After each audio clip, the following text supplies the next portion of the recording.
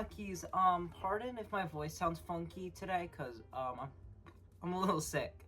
But today I'm gonna be going over every book I read in February. I am sorry that this is coming out late, but it's a double upload because I also recorded the albums I listened to in February, and that video came out at the same time as this one probably. So you get two videos. So I makes up for it, I guess. Anyway, we're just gonna go through them. So the first one, I'm gonna rate it rank it by rating. This video is kind of like unscripted. Well, it's scripted, but unedited, mostly.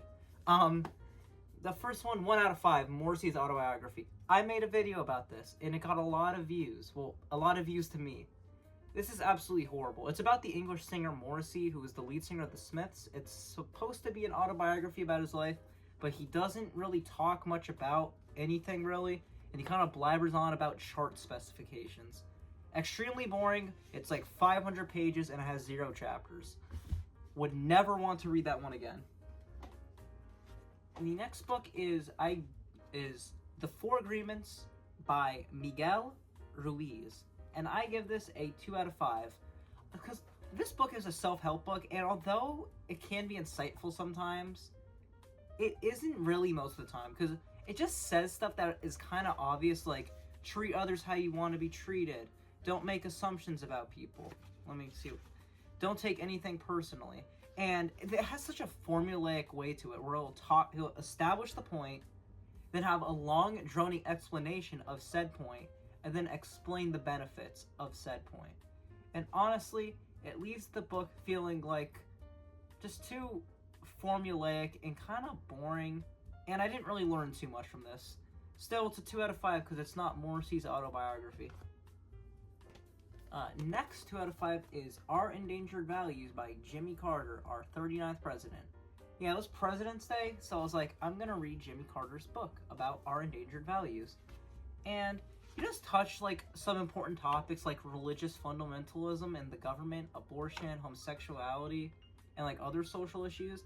And Carter is very insightful too about these topics, but nothing too mind-blowing. He doesn't say anything that's like makes you think, wow, I'm changing my whole line of thinking because of what Carter said. It's alright. It's a 2 out of 5. I wouldn't suggest you to read it. It's alright. The next book is technically 2 books. It's Franny and Zooey by J.D. Salinger. This was written by the guy who wrote The Catcher in the Rye, which I love that book. And this one is alright. So it's divided into 2 stories. One being Franny and one being Zooey. Franny is technically a character in Zooey. I don't know if it's the same Franny, but I think it is, because that would just make sense. But anyway, Franny is about, like, this guy who's, like, trying to go to, like, some Yale game or something. And then he meets this girl, and they, like, go on a date while they're waiting. And then this girl is very sporadic and restless, and she doesn't really make any sense at all. And I absolutely love Franny. It really makes you think. I get the general message of what it's going to, like, getting at, or at least what I think it's getting at, which it's getting at, like, restlessness, like, how people can be so stressed that they're so restless that they can't even do a normal thing, like go on a dinner date with somebody. And I really liked how Franny was written. I'd give that, like, a 4 out of 5. But, Zooey, it didn't click with me. It just drones on, and at the start, there's this part with just, like, a long letter written to the main character of it, and it's just so boring. It's really boring. I just didn't like Zooey. It's like a 2 out of 5. Sorry. The next book kind of actually surprised me. It's A Court of Thorns and Roses by Sarah J. Maas. Look, I even have some annotations here. But I actually surprisingly like this. I know this is like a book talk book, and like I was thinking this is like basically it's gonna be like fairy smut the whole thing. But it actually really isn't, and it's like mostly just plot, which I actually liked. The characters in this are very well written, and the only issue is that I feel like the relationship between Fairy and Tamlin, like, doesn't make too much sense. Like, I don't know, like she's like forgiving him, and she's like way too into him. Like, it doesn't really make sense, in my opinion, why she's into him. But still, I actually liked it. I would suggest you read it. It's a very decent fantasy book, and I guess I'll read the rest of the series now, because I like that one. The next 3 out of 5 is They Both Die at the End by Adam Silvera. So this is a book where it's like in a world where if you're about to die, like in the next 24 hours, you're going to get a phone call that will say, in the next 24 hours, you are going to die. And a good premise, but I feel like it could have been done better. Because I feel like this book doesn't like establish the consequences of like how the world would function with this. How would wars work? They touch on it briefly, but I don't feel like they just didn't touch on it enough. And I like the general idea of it being told between the perspective of two guys who are about to die, and like they meet each other as their last friend. Oh yeah, and there's an app in this book where people who are about to die can meet each other. So these two guys meet each other on this app because they have no friends to really meet up with, and they spend their last day on Earth together. Two random people. And it's okay. I feel like it could have been done better. Still, I would suggest you read it if you have nothing better to do and you think the general concept is a little interesting. But now we're going to get into the really, really good books, because I'm going to be showing, because next is a 4 out of 5, and it is Little Women by Louisa May Alcott. I really love this book. So it's very long, it's around 800 pages, but trust me, every page is well worth the read. Because this book takes place around the Civil War in America, and it takes place with the story of 4 girls and a mother and a dad who is off fighting for the Union Army in the Civil War.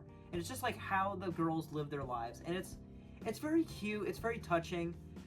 Every single like chapter has like its own like different moral or story, because in a way this is kind of set up like a slice of life anime where there is a small overarching plot going out through the whole entire book, but a lot of it is told through like just day-to-day activities of the characters, and I love it. I like slice of life anime.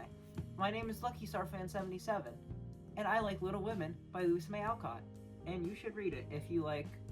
I guess it's like a slice of life calming little story, because this is what that is. The next book I actually don't have with me, but it's A Man Without a Country by Kurt Vonnegut. So I found this in one of those like little free library boxes, you know, those where you like get a free book. I found it. I heard about Kurt Vonnegut. I heard he was like a very good author. This isn't a fictional book though. This is a collection of essays from him, because I'm pretty sure he's most known for like writing fiction. But this is not fiction. This is very real. It's a bunch of essays that he wrote near the end of his life when he was like 82, I believe. And he conveys like strong points about religion, socialism, and especially the Bush presidency. Because I'm pretty sure the full name of the book is A Man Without a Country in Bush's America or something. But yeah, he very much does critique Bush a lot in this, and he has little drawings throughout which really have a lot of charm. This book is very charming. I really like it. I liked it. 4 out of 5. Read it. It's short too. You should read it. Also, my copy was fully annotated. I gave it to my friend though. He better read that. Anyway, the next 4 out of 5 is Night by Elie Wiesel. So I read this in a day for a school assignment, and this is about the Holocaust and Elie Wiesel's experience during it. Very tragic, very touching. I really liked it. It's short. There's nothing I can really complain about it. I mean, it's his life story about him and the Holocaust. I think it was written very well. 4 out of 5. But the best book that I read this month, I don't even actually have it physically. I read it on my Nook. It's Daisy Jones and the Six. By the way, the Nook, it's better than the Kindle. Because, like, it's cheaper, and the Kindle comes with ads. I'm not going to pay for a device that gives me ads. No, I'm not doing that. Also, it's pink. That's so cute.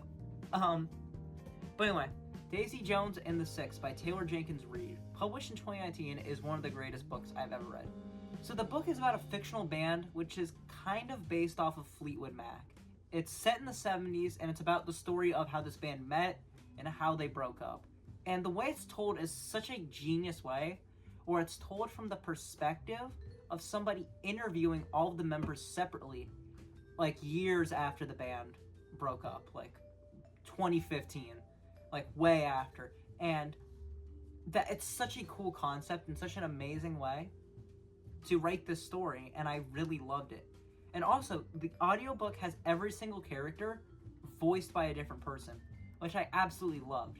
And the fact that it's told from the perspective of an interview between all these members means that it's the same like general thing that happened. It'll be a bunch of different perspectives on the same thing. And I really like that. The book has so much depth to it. I really enjoyed her writing style too. And the plot really got to me. The ending was very good. In fact, there's even a whole album for this. Because I know they made like a Prime movie, like a Amazon Prime like series about the show with the book. I haven't seen it, but I listened to a bit of the actual album that was made for this, and it sounds very much like it could be made in the 70s. I love this. If you like 70s music, if you like good books, I suggest reading this. It's one of the greatest books ever. I love Daisy Jones. She is such an amazing character. Please read this. And yep, that is all I read in February. I guess I will do this again in March. I am sorry that my videos have been taking a bit to come out. I've been very busy, but I'm not busy anymore, I hope. So you're gonna see a lot of videos. Toodles!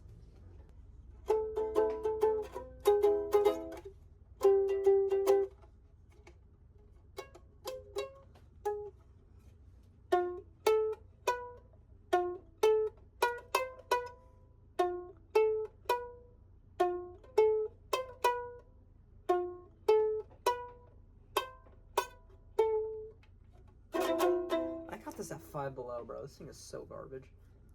Subscribe.